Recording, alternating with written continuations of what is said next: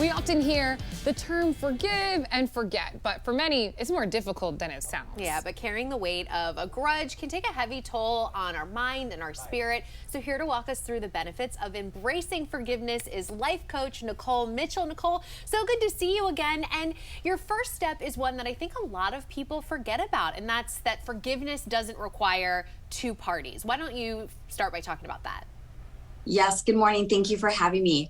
Yeah, we often have this idea that we will forgive once the other person has asked for forgiveness, has apologized for what they've done. And sadly, not everyone is going to own up to their mistake. So as long as we wait for them, we're giving our power away.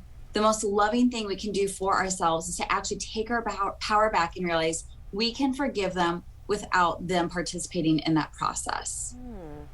And holding on to grudges, it can take a lot of space, like mentally and physically. It's draining. Talk about the benefits of letting go and getting that energy back.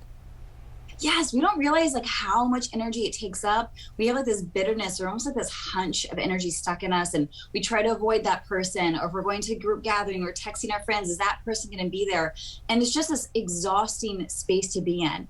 So feel your feelings, be angry, be hurt, grieve. You're allowed to do that, but also set a deadline.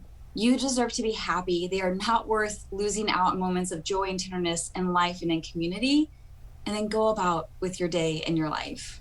That's such a good way of approaching it, because you do need to feel all of those emotions, but don't let that overwhelm you. Yeah. Nicole, what do you say, or what do you mean rather when you say that forgiveness makes us soft? Yes, bitterness makes us hard, whether or not we realize it. It makes us mistrust people and pull away from people. We isolate ourselves, and we don't realize like how hard we become with our heart and create these walls.